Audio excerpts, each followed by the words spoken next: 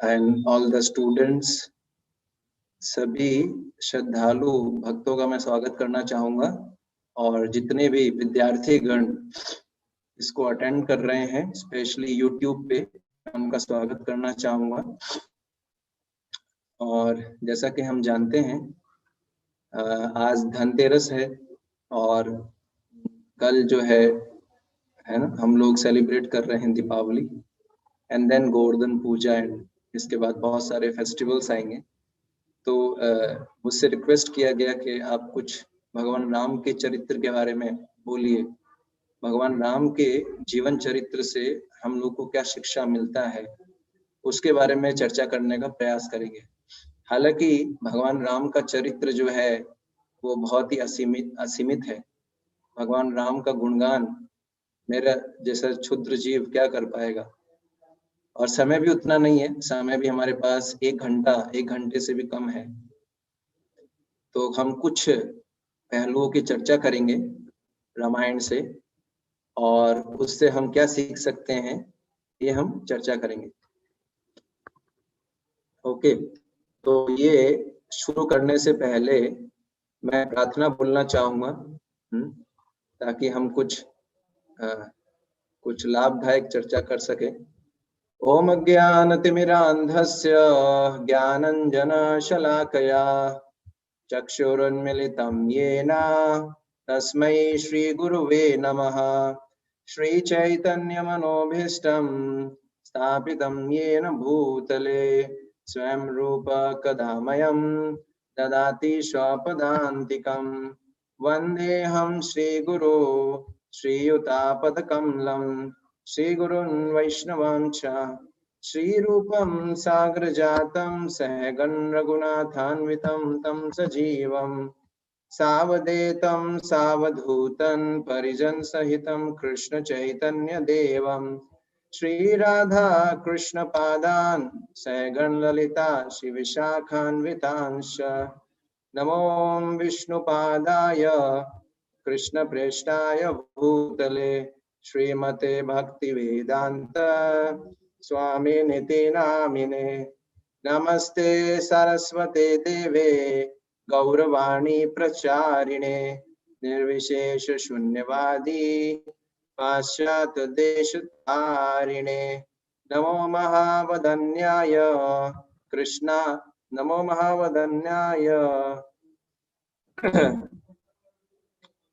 हरे कृष्णा। मुझे लगता है कि मंगलाचरण शॉर्ट करना ठीक है, क्योंकि हमारे पास काफी विषय वस्तु है। तो मैं चैतन्य महाप्रभु का मंत्र बोल के then I will short the mangalacharan. नमो महावदन्याय कृष्ण प्रेम प्रदायते कृष्णाय कृष्ण चैतन्य नामने गौरतुषे नमः। हे कृष्ण करुणा सिंधु दीनबंधो जगतपते गोपेश गोपिका कांत राधा कांत नमस्तुते। जय श्री कृष्ण चैतन्य प्रभु नित्यानंद श्री अद्वैत गदाधर श्रीवासादि गौर भक्त वृंद। हरे कृष्णा कृष्ण कृष्ण हरे हरे हरे राम राम राम हरे हरे। हरे कृष्णा। तो आप सभी श्रद्धालुगण का फिर से स्वागत है। और यस, हम क्यों ये स्पेशल सेमिनार हमने ऑर्गेनाइज किया, इसकी आवश्यकता के लिए मैं आपको एक वीडियो दिखाना चाहूंगा और हम चर्चा करेंगे। ये वीडियो आज अभी जैसे आपने देखा कि हमने दशहरा मनाया, रावण को जलाया। ऐसे कितने ही रावण हम हर साल जलाते हैं, पर क्या वास्तव में हमारे हृदय के अंदर जो रावण छुपा हुआ है, क्या उसका खात्मा हो पाया है? ये विचार करने योग्य बात है। और विशेषकर विद्यार्थी वर्ग में कितना समस्या हो रहा है अभी, है ना। कितने ही विद्यार्थी नशे की आदत में पड़े हुए हैं, कितने ही विद्यार्थी जो है सुसाइड कर रहे हैं, कितने ही विद्यार्थी जो है गलत संग में आ गए हैं। तो बहुत सारे विद्यार्थियों के जीवन में है बहुत अधिक परिवर्तन नहीं हो पा रहा है। तो इसी कारण ये हमने विचार किया कि क्यों ना कुछ ऐसा प्रस्तुत किया जाए जिससे विद्यार्थियों को लाभ मिले। तो एक वीडियो मैं आपको दिखाना चाहूंगा, तो इसको ध्यानपूर्वक देखिएगा। आई होप कि इसका साउंड वर्क करना चाहिए। आप लोगों को दिखाई दे रहा है? आप you can let me know कि whether the sound is coming or not.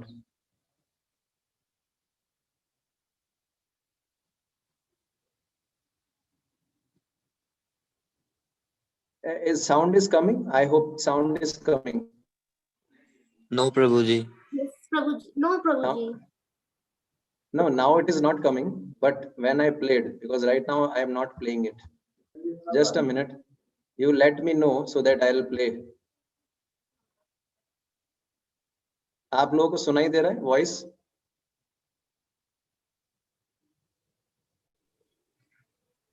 हाँ, वॉइस सुनाई दे रहा है? नहीं सुनाई दे रहा? Oh No, Prabhuji. ओके, तो व्हाट वी विल डू, आप इसको देखिए, पहले इस वीडियो को पूरा देखिए, then will discuss. Sound is not so important, main इसमें जो विजुअल्स हैं.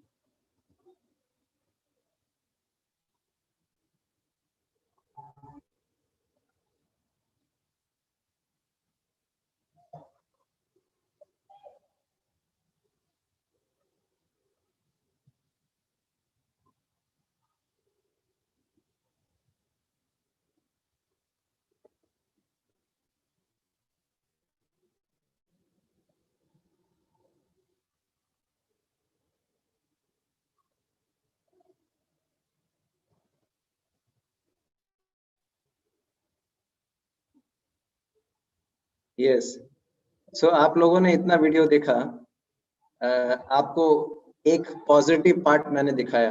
This is very positive part. So many achievements, इतनी सारी चीजें भारत ने जो है प्राप्त किया है, इतने सारे अचीवमेंट्स किए हैं. ये एक पार्ट था. आई होप कि आपको समझ में आया होगा.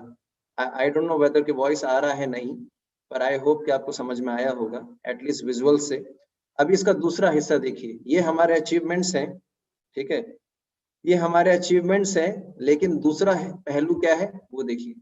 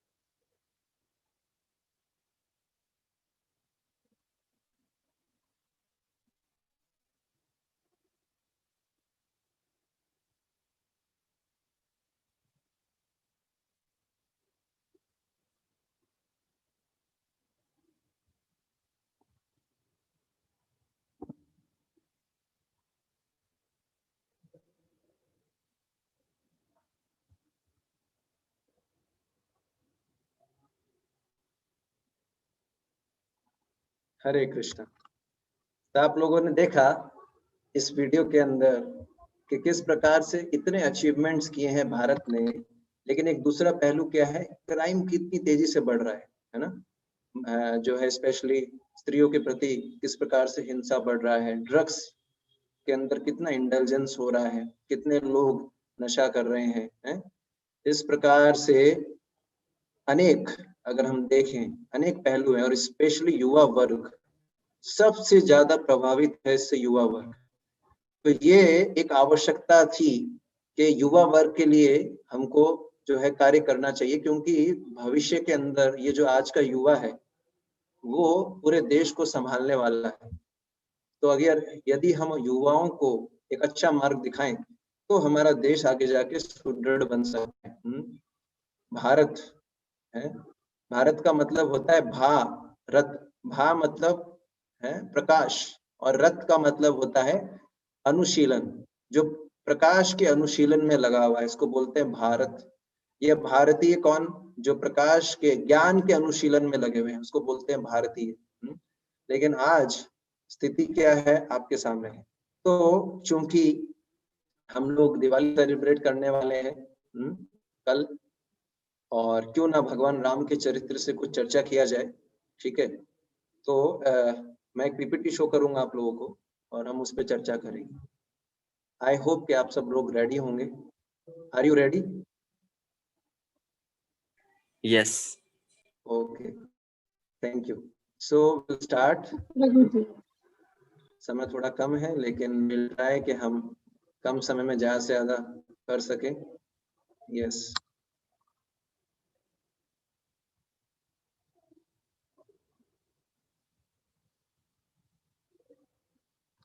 तो हमारा विषय है जीवन में क्या हम शिक्षा प्राप्त कर सकते हैं भगवान राम के चरित्र से।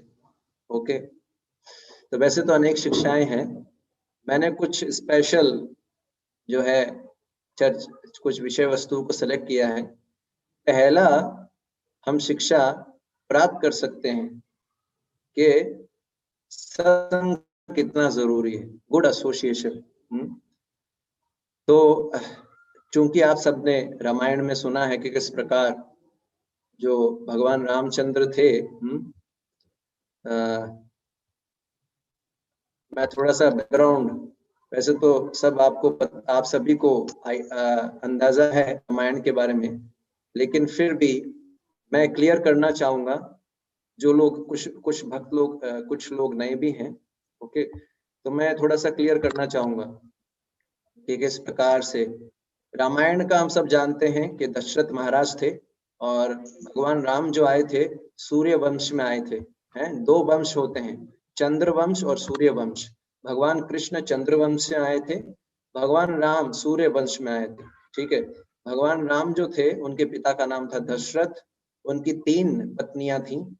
एक जो सबसे सीनियर मोस्ट थी वो थी कौशल्या, है, फिर जो है सुमित्रा और फिर केकई। तो केकई जो थी वो सबसे यंग थी, है, और सबसे ज्यादा सुंदर थी। और हम जानते हैं कि भगवान राम प्रकट हुए थे कौशल्या के गर्भ से, और इसके अलावा लक्ष्मण प्रकट हुए थे। वो किससे जो है सॉरी, ये जो है केकई से प्रकट हुए थे भरत महाराज, और जो है लक्ष्मण और शत्रुघ्न ये प्रकट हुए थे सुमित्रा से। तो भगवान राम और काफी क्लोज थे, और भरत और शत्रुघ्न भी काफी क्लोज थे। तो इस प्रकार से फिर हम देखते हैं कि किस प्रकार, चूंकि जो केकई थी, केकई सबसे यंग थी और सबसे सुंदर थी, इसलिए दशरथ महाराज उनसे काफी ज्यादा आसक्त थे। और जो मंथरा थी, मंथरा केकई की सेविका थी, दासी थी। जब से केकई छोटी थी तब से उसकी सेवा कर रही थी। तो मंथरा जो थी वो, जिसको हंचबैक बोलते हैं, कुबड़ निकला हुआ था उसका, तो मंथरा का सब मजाक उड़ाते थे। लेकिन जब मंथरा बाद में, जब केकई का विवाह हुआ दशरथ महाराज से, और वो दशरथ महाराज की सबसे प्यारी जो है रानी बन गई, तो मंथरा का स्थान भी जो है बहुत इम्पोर्टेंट हो गया। तो जो मंथरा थी उसका स्वभाव थोड़ा सा क्या था, डुप्लीसिटियस, कूटनीतिक। तो चूंकि हम जानते हैं, वास्तव में देखा जाए, जो कैकेयी थी वो भगवान राम को अपने पुत्र भरत से भी ज्यादा प्रेम करती थी, है ना। अपने पुत्र भरत से भी ज्यादा प्रेम करती थी, और भगवान राम भी जो कैकेयी से बहुत अधिक प्रेम करते थे, है ना। तो जब ये चूंकि दशरथ महाराज वृद्ध हो चुके थे और उनको अपना राज्य आगे देना था, परंपरा होता है ना, लॉ ऑफ प्राइमोजेनिचर बोलते हैं इसको। इसके अंदर बताते हैं कि जो सबसे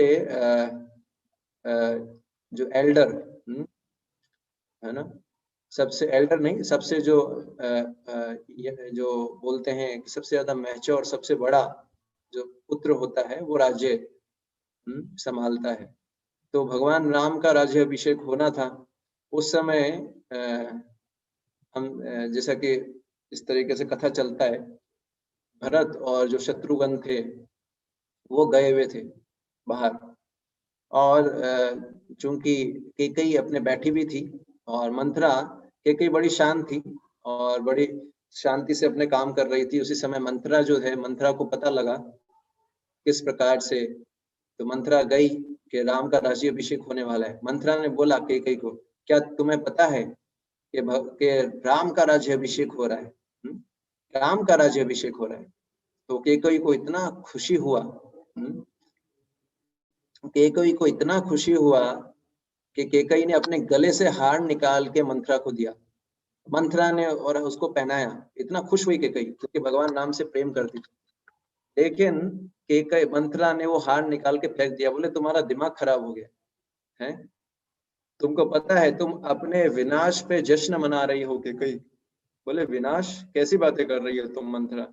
फिर मंथरा ने बोला तुमको पता नहीं कितना बड़ा पॉलिटिक्स हो रहा है। बोले पॉलिटिक्स, कैसा पॉलिटिक्स। तो बोला तुमको पता है राम का राज्याभिषेक हो रहा है। हाँ, तो बोले तो क्या प्रॉब्लम है, अच्छी बात है। तो बोले राम अगर राजा बनेगा तो तुम्हारे को कोई भाव नहीं मिलेगा। बोले भाव नहीं मिलेगा। बोले हाँ, राम राजा बन गया तो उसकी जो माँ है कौशल्या, वो भी रानी बन जाएंगी, मुख्य रानी, तुम्हारा कोई स्थान नहीं होगा। और उसके बाद क्या होगा तुम विचार कर लो। तो चूंकि पता था कैकेयी को कि भरत और राम का प्रेम बहुत अधिक था, तो कैकेयी ने बोला अगर भरत और राम का प्रेम मैं जानती हूँ मंथरा, और राम के राजा बनने के बाद जो है हो सकता है कि भरत को राजा बना दे राम। तो फिर मंथरा ने बोला ये तुम्हें ऐसा लगता है कि कहीं राम भरत को क्यों राजा बनाएंगे, हैं? राम तो अपने पुत्र को राजा बनाएगा, और हो सकता है वो भरत को जान से भी मार दे। इस प्रकार से मंथरा जो थी उन्होंने जो है समझाना शुरू किया, अनेक प्रकार से जो है समझाया, उसके दिमाग में गलत विचार डालना शुरू किया। लेकिन चूंकि कैकेयी का प्रेम बहुत अधिक था राम से, फिर क्या हुआ इस प्रकार से, फिर जो है कैकेयी तो बोले अच्छा, अब कैकेयी को थोड़ा लगना महसूस शुरू हो गया था। तो कैकेयी ने बोला अच्छा क्या करना चाहिए। तो बोले मेरे पास एक ट्रिक है, मेरे पास एक विचार है। चूंकि कैकेयी ने दशरथ महाराज का मदद किया था युद्ध में, तो उनको 2 वरदान प्राप्त हुए थे दशरथ महाराज से। तो उन्होंने बोला, क्या बोला, मंत्र ने बोला तुम ये 2 वरदान मांग लो दशरथ से अभी। तो पहले रानियों के लिए कोप भवन होता था, जिसमें रानियां जाके रूठ जाती थी और राजा उनको मनाया करते थे। तो कोप भवन के अंदर जाके जो कैकेयी है वो नाराज हो जाती हैं, और दशरथ महाराज उनको मनाने के लिए आते हैं, और उसी समय वो 2 वरदान मांगती। क्या, पहला तो है ना भरत को राजा बनाया जाए, और दूसरा राम को 14 वर्ष के लिए वनवास भेजा जाए। हालांकि जब मंथरा ने ये आर्गुमेंट दिया था कैकेयी को, तो उस समय कैकेयी ने बोला था, बोले राम को अगर आप भरत को राजा बनाना ही चाहते हो तो वो तो राम के रहते रहते भी हो सकता है। लेकिन मंथरा ने बोला अगर राम अगर रहेंगे तो भरत पद स्वीकार नहीं करेंगे, और दूसरी बात है अगर भरत पद स्वीकार कर भी ले तो लोग जो है राम के पक्ष में ज्यादा हैं, तो वो अलाउ नहीं करेंगे भरत को राजा बनने के लिए। इसलिए राम को वनवास भेजना ही सबसे उपयुक्त है 14 वर्ष के लिए। 14 वर्ष क्यों? क्योंकि इतने समय में भरत अपने कार्यों से क्या करेंगे, लोगों के हृदय में जगह बना लेंगे, और फिर राम अगर आएंगे भी तो भी कोई समस्या नहीं होगा। तो इस प्रकार से ये चर्चा होता है। तो ये सीक्वेंस होता है और फिर इस प्रकार से हम जानते हैं, है ना, कि किस प्रकार भगवान राम को भेजा जाता है वनवास में।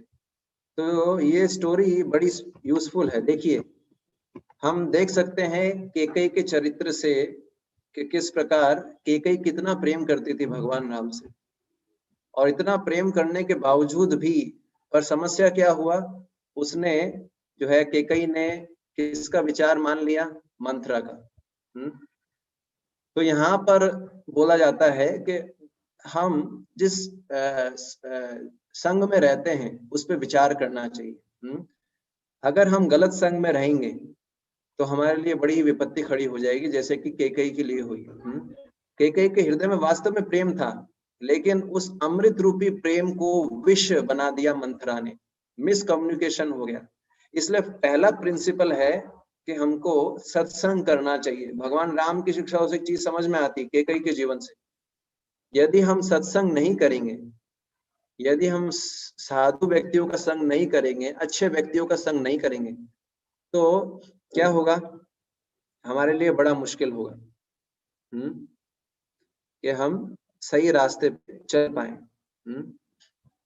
तो ये जो है पहली शिक्षा मैंने आपको बताई कि इम्पोर्टेंस ऑफ गुड एसोसिएशन। इसलिए ये ऐसा बोला जाता है, कोई व्यक्ति, a man is known by the company he keeps. हमारा हम कैसे हैं ये डिपेंड करेगा कि हमारा संग कैसा है। जैसा संग वैसा रंग। बहुत सुंदर उदाहरण है, पानी की एक जो बूंद होती है, एक पानी की बूंद, जब वो, आपने देखा होगा कि जो कढ़ाई, जो एक कढ़ाई होती है ना जिसपे डोसा बनता है, साउथ इंडिया में इडली डोसा बनता है, तो डोसा जो बनाते हैं उसकी एक फ्लैट कढ़ाई होती है।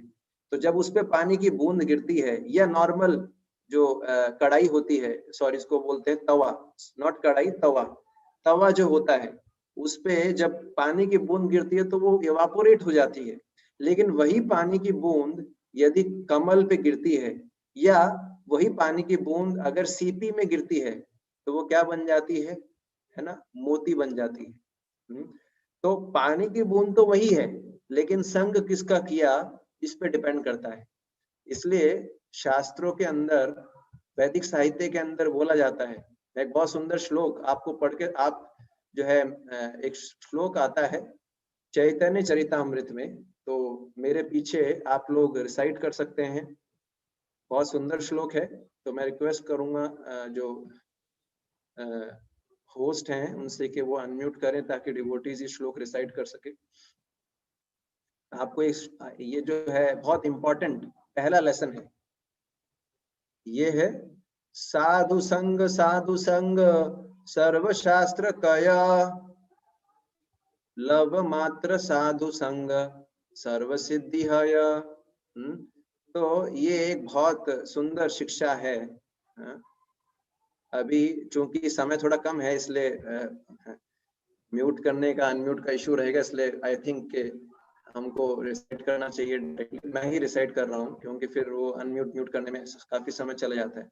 तो ये चैतन्य चरितामृत में मध्य लीला में ये श्लोक आता है, साधु संग सर्व शास्त्र कहे, लव मात्र साधु संग सर्व सिद्धि है। लव मात्र, लव मात्र के लिए साधु संग मिल जाए, अच्छा संग मिल जाए। लव का मतलब होता है 1 सेकंड का 11वां हिस्सा। 1 सेकंड के 11वें हिस्से के लिए भी साधु संग मिल जाए तो क्या हो सकता है। और दूसरी तरफ असत संग मिलता है। देखिए बड़ा ही विपरीत स्थिति है। वही कैकेयी जो रह रही थी, है ना, अयोध्या के अंदर, वो कैकेयी वो रह रही थी अच्छे लोगों के बीच में, लेकिन संग किया मंथरा का, और क्या रिजल्ट आया। दूसरी तरफ हम विभीषण का उदाहरण देखते हैं। विभीषण रह रहे थे असत संग में, सारे राक्षसों के मध्य में विभीषण रह रहे थे, लेकिन संग किसका कर रहे थे, भगवान राम का, भगवान राम की शिक्षाओं का पालन कर रहे थे। और असुर संग में रहते हुए भी विभीषण जो थे वो उससे प्रभावित नहीं हुए, भगवान राम के अनन्य भक्त बने, है ना। तो ये मैटर नहीं करता कि हम कहाँ पर हैं, चाहे हम स्टूडेंट हैं, हम चाहे वर्किंग है, जॉब करते हैं, हम बाहर के लोगों का उतना ही संग करें जितना आवश्यक हो हमारे कार्य के लिए, हमारे पढ़ाई के लिए, और असत संग से बचना चाहिए। असत संग से जितना बचेंगे उतना फायदेमंद है। संघ का मतलब फिजिकल एसोसिएशन नहीं है, साथ में रहना नहीं। संघ का मतलब है दूसरों की विचारधारा से प्रभावित होना, है ना। तो ये पहला शिक्षा है कि हम अच्छे लोगों का संग करें, सत्संग करें। तो ये पहली शिक्षा है।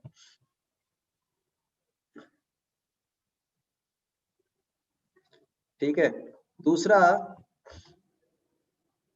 दूसरा शिक्षा है सर्विस एटीट्यूड, सेवा की भावना, ओबीडियंसी।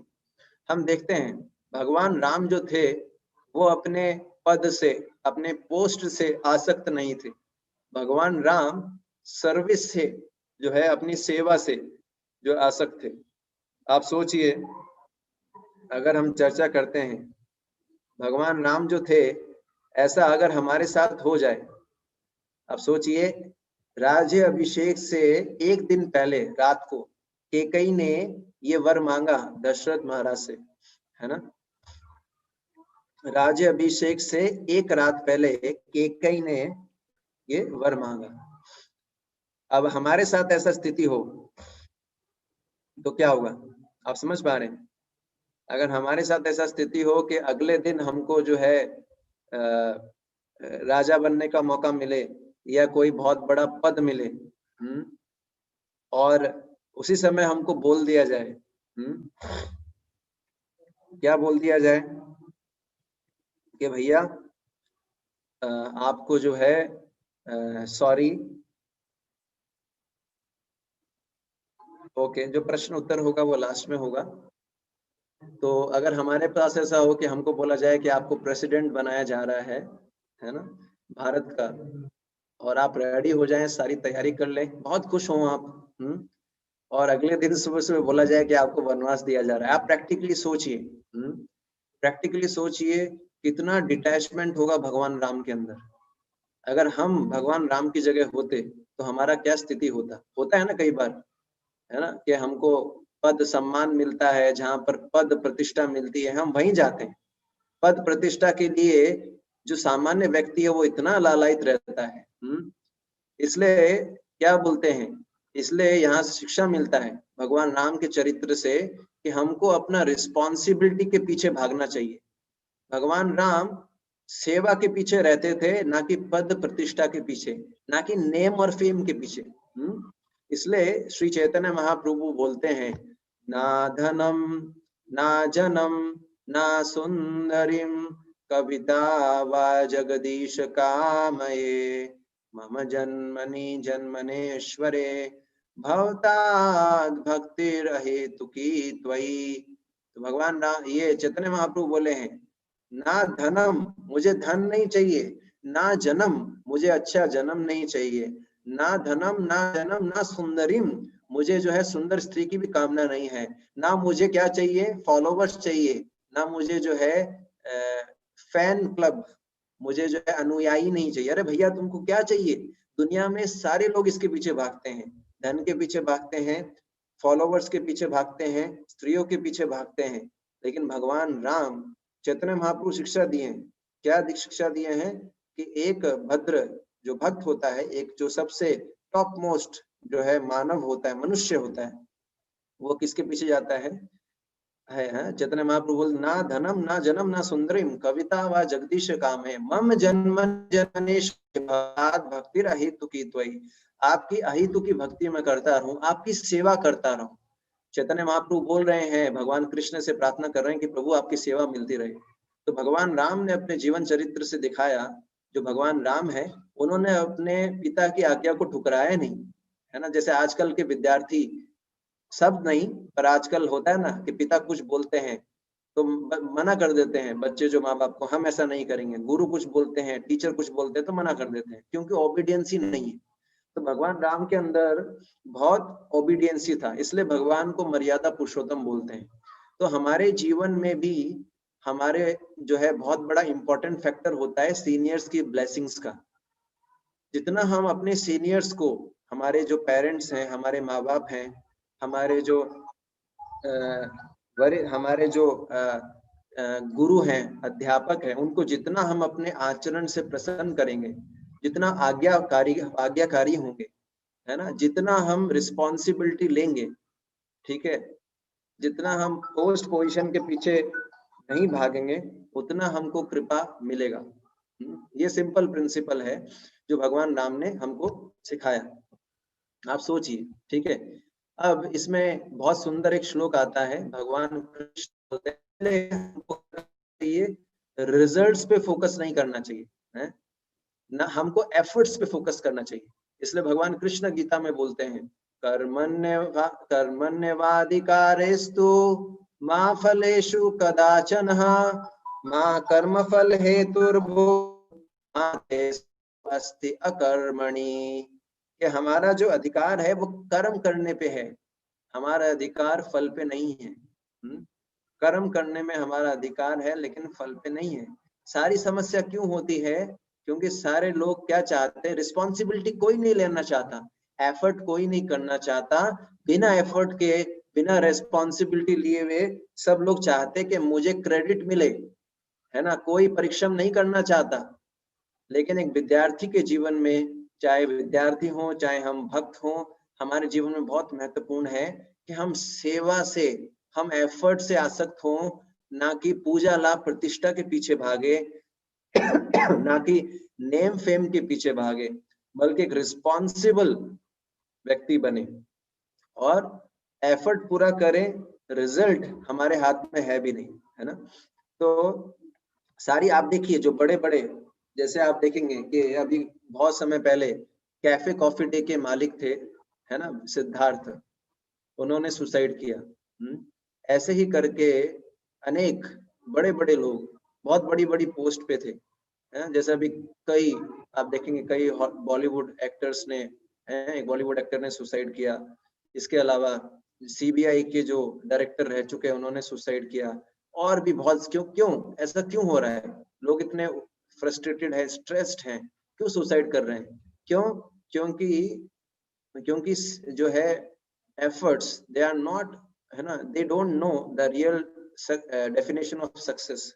जीवन में सक्सेस की असली डेफिनेशन ये नहीं जानते। इसलिए बोला जाता है, क्या बोला जाता है, सक्सेस नॉट ओनली, है ना, success doesn't means the race, the trophy won, it also means the race run. Generally success का डेफिनेशन क्या मानते हैं? सक्सेस का डेफिनेशन हम मानते हैं कि रिजल्ट अच्छा आना, लेकिन सक्सेस का डेफिनेशन क्या है? कि प्रयास करना और ओबीडियंट रहना, है ना। जो हमारे वरिष्ठ भक्त हैं, वरिष्ठ जो व्यक्ति है, उनके प्रति ओबीडियंट रहना। हम भरत महाराज का उदाहरण, किंग भरत, जो राजा भरत थे, राजा भरत जब वो भी भगवान राम के साथ आना चाहते थे, है ना, जंगल में रहना चाहते थे, लेकिन भगवान राम ने उनको मना कर दिया कि आप राज्य चलाइए।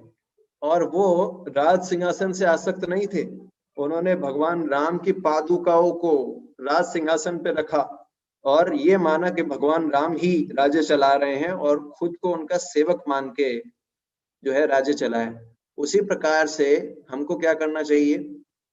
अपने जीवन की भागदौड़ जो है भगवान को संभालनी चाहिए। श्री रामचंद्र या श्री कृष्ण, हमको क्या करना चाहिए? परम पुरुषोत्तम भगवान के हाथों में अपने जीवन की भागदौड़ संभाल, है ना, दे देनी चाहिए। और फिर एक जो है माध्यम बन के, अपने आप को कर्ता नहीं मानना चाहिए और अपने आप को एक माध्यम मानना चाहिए, इंस्ट्रूमेंट मानना चाहिए, और इस भावना से सारे प्रयास करने चाहिए। जब हम इस भावना से सारे प्रयास करेंगे तो हम देखेंगे किस प्रकार से हमको तनाव छू भी नहीं पाएगा। आप समझ पा रहे हैं? तो ये भगवान, हम कला भगवान राम से सीख सकते हैं कि भगवान राम अपने पद प्रतिष्ठा से आसक्त नहीं थे, सेवा से आसक्त थे, अपने वरिष्ठ जनों का आज्ञा पालन करने से आसक्त थे। इसलिए बोला जाता है क्या? गुरु मुखा पद्मा वाक्य शीतते कारिया ऐच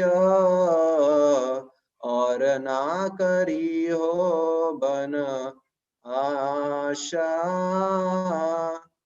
तो बताया जाता है कि गुरुमुख पद्म वाक्य चित्त कोरिया ऐक्या और न करी हो मना। चाहे आप भक्त हो, चाहे आप विद्यार्थी हो, सबके जीवन में एक फैक्टर बड़ा इंपॉर्टेंट है, अपने वरिष्ठ जो है व्यक्तियों का हम आदर करें, उनका ब्लेसिंग्स लें, उनका आशीर्वाद लें। तो ये दूसरा हम उनके भगवान राम के जीवन से सीख सकते हैं, ये दूसरा शिक्षा है। सेम हम पांडवों के जीवन में भी सीख सकते हैं। 5 पांडव थे, वो भी वही सेम शिक्षा देते हैं।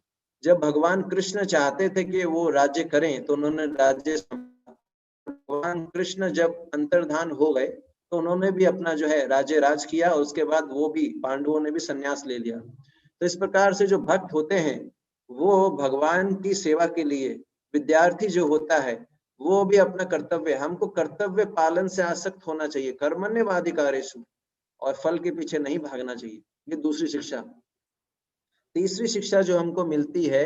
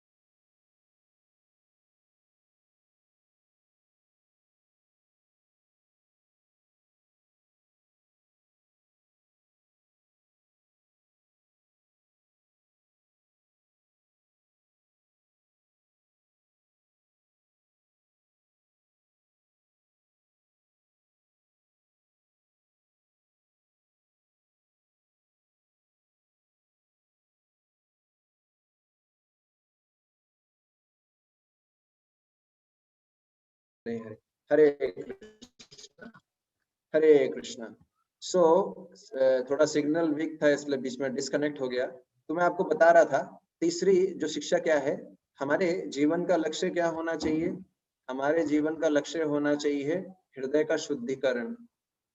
तो मैं बता रहा था जैसे अलग अलग लोग हैं, उनके जीवन का लक्ष्य अलग अलग होता है, लेकिन वास्तव में विचार करना चाहिए कि हम सभी को मनुष्य जीवन प्राप्त हुआ है, और मनुष्य जीवन जो है बहुत ही दुर्लभ है। शास्त्रों में कई जगह बताया गया है, मनुष्य जीवन जो है क्षणिक है, मतलब टेम्पररी है, लॉन्ग परमानेंट नहीं है, लेकिन बहुत ही जो है अर्थपूर्ण है। क्यों?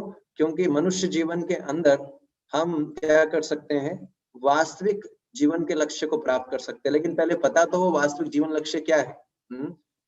तो इसलिए एक श्लोक आता है महाभारत में, क्या, आहार निद्रा भय मैथुनम च सामान्य एतत् पशुभिः नराणाम धर्मो हि तेषाम् अधिको विशेषो धर्मेण हीना पशुभिः समाना। 4 कार्य जो है जानवर भी करता है। कौन कौन से? आहार भोजन करना, आहार निद्रा सोना, आहार निद्रा भय मैथुनम च, भय मतलब कंपटीशन करना, एक दूसरे को पीछा छोड़ना, मैंने इसको हरा दिया, मैं इससे आगे निकल गया ने? और चौथा कौन सा है? सेक्स लाइफ, बच्चे पैदा करना। ये 4 कार्य जानवर भी करते हैं और ये 4 कार्य मनुष्य भी करता है, लेकिन जो मनुष्य केवल ये 4 कार्य ही करता है वो पशु के समान है, ऐसा शास्त्र बोलते हैं। आपको सोचिए, मनुष्य जीवन में हमारे पास इतना अच्छा अपॉर्चुनिटी है कि हम रामायण के बारे में सुन सकते हैं, गीता के बारे में, गीता को पढ़ सकते हैं, भागवत सुन सकते हैं, विचार कर सकते हैं कि मैं नहीं चाहता बूढ़ा होना, पर मुझे बूढ़ा क्यों होना पड़ता है। मैं मरना नहीं चाहता हूँ, फिर भी मुझे मरना पड़ता है। हाँ? मैं कोई किसी प्रकार की बीमारी नहीं चाहता हूँ, फिर भी मुझे बीमार होना पड़ता है। ये इस तरह की जिज्ञासा मनुष्य ही कर सकता है। अगर आप जानवर को इनवाइट करो, भैया सत्संग है आओ, जानवर आएगा नहीं। क्यों? क्योंकि मनुष्य के पास ऐसा बुद्धि है कि वो विचार कर सकता है कि मेरे जीवन का लक्ष्य क्या है, मुझे कष्ट क्यों मिल रहा है, मैं कष्ट नहीं चाहता हूँ, मैं कहाँ से आया था, मैं कहाँ जाऊंगा, भगवान कौन है, मेरा भगवान से क्या संबंध है, मेरे जीवन का क्या लक्ष्य होना चाहिए। क्या ऐसे ही आहार निद्रा मैथुन में मैं लगा रहूंगा? आप खुद सोचिए, क्या हमारा क्या लाइफ स्टाइल हो गया आज। हम सुबह उठते हैं, भोजन करते हैं, ऑफिस जाते हैं, पैसा कमा के लाते हैं, फिर भोजन करते हैं, फिर रात को सो जाते हैं, फिर अगले दिन फिर ऑफिस जाते हैं, फिर भोजन करते हैं, फिर जो है ऑफिस जाते हैं, फिर पैसा कमा के लाते हैं, फिर सो जाते हैं। क्या यही करने के लिए हम पैदा हुए हैं ना? क्या कभी हमको समय मिलता है कि भैया जीवन का लक्ष्य ऐसा ही है, ये करना? ये तो एक मैकेनिकल जीवन हम जी रहे हैं, हमको विचार करना चाहिए।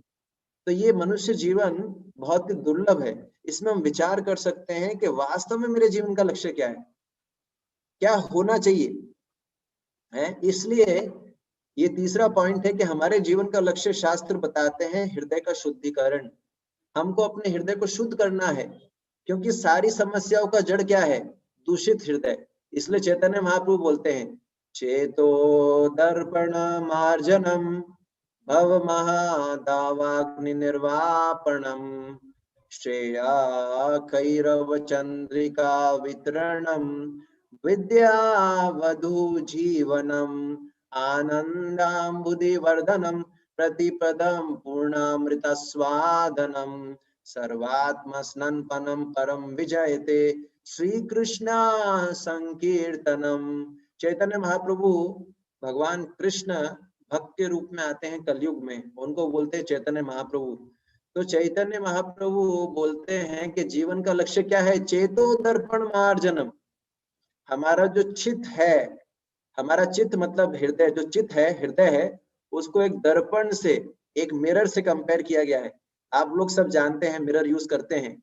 मान लीजिए कि आप कांच यूज कर रहे हैं, दर्पण यूज कर रहे हैं, और जिस दर्पण को आप यूज करते हैं, उस दर्पण पे अगर 30 किलोमीटर मोटी, 30 किलोमीटर, 30 मीटर नहीं, 30 किलोमीटर, 30 किलोमीटर मोटी अगर धूल चढ़ी हुई हो, इतनी मोटी लेयर हो, क्या आप अपना चेहरा उसमें देख पाएंगे? संभव ही नहीं है ना। तो ये वैसे ही हमारा चित्त है, हमारा हृदय है, काम से, क्रोध से, मद से, मात्सर्य से, ईर्ष्या से, है ना, लोभ से, द्वेष से काला हो चुका है। काला, हमारा हृदय जो है काला हो चुका है ना। और इस काले हृदय को शुद्ध करना हमारा जीवन का लक्ष्य है। जैसे मैंने बताया कि हर साल हम रावण जलाते हैं, लेकिन हम रावण का पुतला जला के खुश हो जाते हैं, हाँ हाँ हाँ रावण को जला दिया, है ना, हैप्पी दीपावली, हैप्पी दशहरा, मिठाई खा लेते हैं। पर क्या वास्तव में रावण जला के नहीं, रावण अभी भी हमारे हृदय में है। तो जीवन का लक्ष्य क्या है? अपने हृदय की गंदगी को साफ करना। ये सतयुग में आप देखते थे कि असुर और देवता अलग अलग ग्रहों पे रहते थे। त्रेता युग में असुर और देवता एक ही ग्रह पे आ गए, एक ही लोक पे आ गए। और द्वापर में क्या हो गया? एक ही परिवार में आ गए, है ना, पांडव और कौरव। और कलयुग में एक ही व्यक्ति में आ गए। तो पॉइंट ये हमारे पे डिपेंड करता है कि हम अपनी आसुरी जो है प्रवृत्तियों को बढ़ाते हैं या देवी प्रवृत्तियों को बढ़ाते हैं। तो हमारे जीवन का लक्ष्य शुद्धिकरण होना चाहिए, ना कि जो है टेम्पररी चीजों के पीछे भागना। तो हमारा, अगर आप पूछा जाए जीवन का लक्ष्य क्या है, तो हृदय का शुद्धिकरण, क्योंकि जितना हृदय शुद्ध होगा उतना हम आनंदित महसूस करेंगे। तो हृदय, ये चैतन्य महाप्रभु बोलते हैं चेतो दर्पण मार्जनम। पर ये होगा कैसे भाई? ऐसा कौन सा डिटर्जेंट बना है जो हमारे हृदय को साफ कर सकता है? आप सर्फ एक्सेल यूज कर सकते हैं हृदय को साफ करने के लिए, है? आप रिन सुप्रीम यूज कर सकते हैं? नहीं कर सकते। तो ऐसा कौन सा डिटर्जेंट है जो हमारे हृदय को शुद्ध कर सकता है? तो एक स्पेशल डिटर्जेंट है जिसको बोलते हैं हरे कृष्णा महामंत्र। ये दिव्य दिव्य डिटर्जेंट है। तो हरे कृष्णा महामंत्र का जब हम जप करते हैं, हरे कृष्णा कृष्ण कृष्ण हरे हरे, हरे राम राम राम हरे हरे, जब इस हरे कृष्ण महामंत्र का जप करते हैं तो हमारा हृदय होता है ना। आप लोगों ने कुकिंग किया होगा, तो अभी सर्दी का मौसम आ रहा है, भारत अभी हमारे यहाँ सर्दी पड़ना शुरू हो गया है। तो कभी कभी सर्दी में हम कुकिंग करते हैं, तो कुकिंग करने के बाद जो है काला काला नीचे जम जाता है कढ़ाई में, और फिर वो हार्ड हो जाता है, और उसको निकालने के लिए स्क्रबर यूज करना पड़ता है, लोहे का स्क्रबर, उसको खूब घसीटना पड़ता है, तब जाके वो मैल निकलती है। उसी प्रकार से चैंटिंग करना क्या है, हम अपने हृदय को साफ कर रहे हैं, घिस रहे हैं। हरे कृष्ण महामंत्र का जप करने से हमारा हृदय शुद्धिकरण होगा। जितना हमारा हृदय शुद्ध होगा उतना हम आनंदित महसूस करेंगे।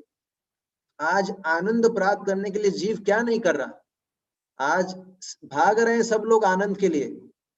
जो कोई एडवर्टाइजमेंट देखो, सब ये प्रोडक्ट, कोई भी प्रोडक्ट बना रहा है, सब ये बोल रहे हैं ये प्रोडक्ट यूज करो, रेजर यूज करोगे खुश हो जाओगे, ये पिज्जा खाओगे खुश हो जाओगे। लेकिन हमको खुशी मिलती ही नहीं है। क्यों? क्योंकि अगर हमको असली आनंद चाहिए, भगवान गीता में क्या बोलते हैं, सुखम आत्यांतिकम यत्तद् बुद्धिग्राह्यम अतीन्द्रियम वेति यत्न चैवेयम स्थितश्चलति तत्वतः। अगर हमको वास्तविक आनंद चाहिए तो हृदय को शुद्ध करना पड़ेगा। इसके लिए सबसे पावरफुल चीज क्या है, हरे कृष्ण महामंत्र का नियमित रूप से जाप करना।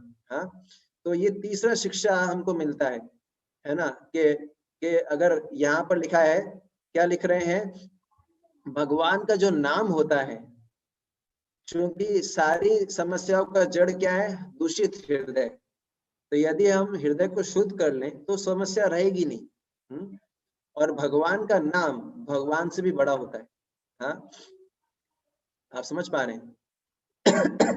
बहुत जगह हम देखते हैं कि भगवान का जो नाम है वो भगवान से भी बड़ा होता है। आप देख रहे हैं कि भगवान राम ने एक सेतु बना के जो है लंका गए, लेकिन भगवान के नाम को सेतु बनाने का जरूरत नहीं है। भगवान का जो नाम है करोड़ों करोड़ों व्यक्तियों के पत्थर जैसे हृदय को शुद्ध कर रहा है ना। भगवान राम ने सेतु बना के लंका पहुंचे, लेकिन भगवान के नाम को सेतु बनाने का जरूरत नहीं है। भगवान का नाम इतना शक्तिशाली है कि बिना सेतु बनाए कितने कितने लोगों के हृदय को शुद्ध कर रहा है? तो भगवान का नाम भगवान से ज्यादा शक्तिशाली होता है। कई जगह ऐसा प्रूफ होता है, हम देखते हैं। और ये विशेष कलयुग रामायण में भी बोला जाता है, कलयुग केवल नाम आधारा सुमर सुवर्ण उतरे पार है। तो केवल हम भगवान के नाम की शरण ले, हम मंत्रा मेडिटेशन करें तो बड़ी आसानी से हम क्या करेंगे, हृदय को शुद्धिकरण कर पाएंगे। तो ये तीसरी शिक्षा है क्या, कि जीवन का लक्ष्य क्या है, हृदय का शुद्धिकरण। और चौथी शिक्षा क्या है, power of positive attitude. Power of positive attitude. तो हम देखते हैं कि जीवन के अंदर कैसी भी परिस्थिति आ सकती है, जीवन के अंदर हमारे जीवन में कैसी भी परिस्थिति आ सकती है। ऐसा नहीं कि सब समय हमारे जीवन में अच्छा परिस्थिति रहेगा, कभी अप कभी डाउन, कभी अच्छा परिस्थिति कभी बुरा परिस्थिति। तो ये परिस्थिति हमारे वश में नहीं है ना, मन स्थिति हमारे वश में है। जितना परिस्थिति को हम कंट्रोल करने का प्रयास करेंगे उतना हम दुखी रहेंगे, और जितना मन स्थिति को सही करेंगे उतना सुखी रहेंगे। आप सोचिए, भगवान राम के जीवन चरित्र से हम देखते हैं, है ना, कि भगवान राम जो थे उनके जीवन में कैसी कैसी परिस्थिति आई। हाँ, बिल्कुल विपरीत परिस्थिति आई। पहले जब उनको राज्याभिषेक होने वाला था, उनके पिता ने उनको वनवास भेज दिया, जो कि एक्सपेक्टेड नहीं था। फिर जब वो वनवास गए, वहां पर उनकी पत्नी का अपहरण कर लिया गया रावण के द्वारा, और भी बहुत सारी विपत्ति आई। तो एक साधारण व्यक्ति होगा तो वो हिम्मत हार के बैठ जाएगा, है ना। जब विपरीत परिस्थितियां आती हैं तो बड़ा मुश्किल होता है अपने आप को संभाल के रखना, है ना, बहुत मुश्किल होता है। अभी एक भक्त हैं, उनको मैं जानता हूँ, बहुत अच्छे भक्त हैं। तो जो भक्त हैं वो अभी मेरे हम वो भक्त जो है कुछ समय पहले जो है धाम यात्रा करके आए थे, है ना, और उन्होंने धाम यात्रा किया और परिक्रमा किया, है ना, गोवर्धन जी का, और अलग अलग जगह धाम में भी गए। लेकिन जैसे ही वो वापस लौटे तो उनके साथ ऐसा दुर्घटना हुआ जिसका उन्होंने कल्पना भी नहीं किया था। तो उनके जो है काफी बड़ा जो है उनके साथ दुर्घटना हुआ, जो एक साधारण व्यक्ति बर्दाश्त नहीं कर सकता है, लेकिन फिर भी उन्होंने बर्दाश्त किया। अभी मैं उनसे बात ही कर रहा था, तो बता रहे थे कि प्रभु जी, मतलब एक साधारण व्यक्ति के साथ ऐसा हो जाए, है, उनके बहुत ही करीबी जन, उनके परिवार में उनके बहुत ही करीबी व्यक्ति का देहांत हो गया और उनके घर के अंदर जो है बहुत बड़ा चोरी हो गया, है? तो ये सामान्य बात नहीं है। उनके जीवन भर का संपत्ति जो उन्होंने इकट्ठा किया था वो सब चोर चुरा के ले गए, बताइए। तो कोई अगर धाम जाके आता है, उसके साथ ऐसा होता है, तो ये सोच सकता है, अरे मैं तो भगवान के घर पे गया था, है, मैंने तो कुछ बुरा किया ही नहीं, मेरे साथ हमेशा क्यों बुरा होता है। कई बार ये प्रश्न उठता है विद्यार्थियों के मन में, बोले हमने इतना हार्ड वर्क किया, हमको सक्सेस क्यों नहीं मिला, मैंने कुछ गलत नहीं किया, मेरे साथ बुरा क्यों हो रहा है। आप समझ पा रहे हैं? तो पॉइंट ये है कि जीवन में परिस्थिति हमारे वश में नहीं है, लेकिन मनस्थिति हमारे वश में है। बाहर की कंडीशंस को हम कंट्रोल नहीं कर सकते, लेकिन हमारे रिस्पॉन्स को हम कंट्रोल कर सकते हैं। और भगवान राम ने ही सिखाया कि कैसे हम अपने मनस्थिति पर नियंत्रण रखें, हाँ, कैसी भी परिस्थिति आ जाए। और ये तो कुछ नहीं, एक और केस आपको हम भागवत से बताते हैं, परीक्षित महाराज का। परीक्षित महाराज बहुत बड़े राजा थे। आप सोचिए, पूरे भारतवर्ष, आज तो भारतवर्ष एक छोटा सा दिखता है मैप के अंदर, वास्तव में भारत मतलब पूरा का पूरा भूमंडल। भारतवर्ष मतलब आज जैसे छोटा भारत कंट्री नहीं, जो इसको इंडिया हम बोलते हैं, वो नहीं। अगर आज से आप 200 साल, आज से आप 100 साल पहले जाओगे, है ना, तो पाकिस्तान भी भारत में था। और 500 साल पहले जाओगे, उस समय जो था बांग्लादेश, बर्मा, ये सब। और पहले जाओगे 500 साल पहले, 1000 साल पहले, 5000 साल पहले, तो भारत मतलब पूरा का पूरा एक सिंगल छत्र राज, एक ही राजा हुआ करते थे। तो राजा परीक्षित का आपने नाम सुना होगा। परीक्षित महाराज जो थे बहुत ही बुद्धिमान थे, बहुत ही धनी थे, राजा थे, सुंदर पत्नी थी, सब कुछ था। लेकिन उनको एक बार बहुत प्यास लगा और वो जंगल में जा रहे थे। और क्या हुआ, उन्होंने जो है क्या किया, एक जो है ऋषि थे, वो तपस्या कर रहे थे और उन्होंने उनसे पानी मांगा, लेकिन पानी नहीं मिला उनको।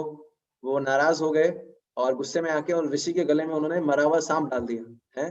वो ऋषि समाधि में थे, उन्होंने ऋषि से पानी मांगा और उनको सुनाई नहीं दिया, तो उन्होंने गुस्से में आके सांप डाल दिया उनके गले में।